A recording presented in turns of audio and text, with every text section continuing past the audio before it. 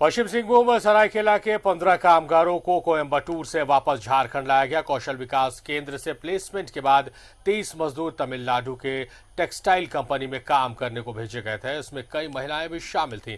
फिलहाल उन लोगों में से 15 मजदूरों को वापस लाया गया है। वहां पर उनका शोषण होने पर उन लोगों को वापस लाया गया है। चाईबासा के फादर जोसेफ की मदद और जेएमएम और सामाजिक संगठन ने सक्रिय होकर तमिलनाडु प्रशासन के निर्देश के बाद कंपनी ने वापस भेजने की व्यवस्था की है। मजदूरों के वापस पहुंचने पर सहयोगी अन्नी अमृता ने उनसे बातचीत की। केंद्र से बड़ी संख्या में प्लेसमेंट्स होते हैं, लेकिन उसके बाद क्या होता है आप देखिए। ये बड़ी संख्या में कोयम्बटूर से वापस पहुंचे हैं महिलाएं और पुरुष और लड़के लड़कियां, और इन लोगों के साथ जो है वहां पर काफ़ी शोषण हुआ है और यही वजह है कि इनको वापस आना पड़ा है। वापस आने के लिए कुछ प्रबुद्ध लोगों ने संपर्क किया कोयम्बटूर प्रशासन से और उसके बाद कंपनी को मजबूर होकर इन लोगों को वापस भेजना पड़ा। क्या कुछ इनको दिक्कत वहाँ हो रही थी? उनका सैलरी ठीक से नहीं हो रहा था। 8 घंटे की जगह में उन्हें 12 घंटे ड्यूटी कराया जा रहा था। ये लोग पश्चिम सिंहभूम के? हाँ, सब पश्चिम सिंहभूम। जैसे कितने सारी संख्या में गए थे लोग?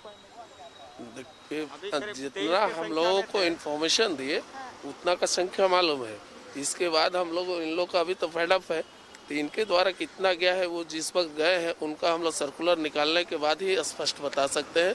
फिर हम उन लोग को जो नहीं प्राप्त कर पाए हैं हम लोग उसको, तो उनको फिर खोज करेंगे। थोड़ा सा कुछ बताइएगा, क्या दिक्कत वहाँ आती है? क्या कहना चाहिए सरकार को? मैं यही सरकार से कहना चाहती हूँ कि मतलब हम लोग के झारखंड में ही मतलब कंपनी खोल देने से ही अच्छा है, क्योंकि उतना दूर सबको मतलब लड़की लोग जा रही है ना, तो इतना कम सैलरी मिल रहा है। इसीलिए इसी की वजह से हम लोग सरकार को यही कहना चाहते हैं कि हम लोग का झारखंड में ही बनने से ठीक है। बताया जाता है कि सुविधा मतलब साफ सुविधा होगा, लेकिन बोलते हैं लेकिन वहाँ पर सुविधा ज़्यादा नहीं मिलता है।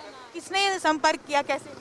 ये जो है संपर्क पश्चिम सिंहभूम में फादर जोसेफ सुरीन जो ग्रामीण क्षेत्र में भ्रमण कर रहे थे, उस दरमियान इन बच्चियों के गार्जियन जो है उनको बताया कि हमारे बच्चियां कोयम्बटूर के स्विफ्ट कंपनी में है जो कि तमिलनाडु में पड़ता है और वहाँ बच्चियों का शोषण हो रहा है। तो पूछे कि भाई क्या शोषण हो रहा है, तो उनको बताया गया कि इनको सैलरी 8-9 हज़ार देने की बात थी जो नहीं मिल रहा है, और पूछा गया तो 4-5 हज़ार ही दिया जा रहा था। ये है सच्चाई कि कौशल विकास केंद्र जैसे संस्थानों से भी जब प्लेसमेंट होता है उसके बाद क्या सच्चाई सामने आती है। गुहार यही लगा रही हैं ये लड़कियां कि सरकार कुछ ऐसी व्यवस्था करे कि कहीं बाहर जाना ही ना पड़े। बताइए कि 4-5 हज़ार में बाहर अपने देश से, अपने राज्य से, अपने गाँव से बाहर जाकर कैसे कोई सर्वाइव कर सकता है। अगर ये हश्र होना है कौशल विकास केंद्रों के प्लेसमेंट का, तो सरकार को ज़रूर इस पर कुछ सोचना चाहिए और ठोस पहल करनी चाहिए।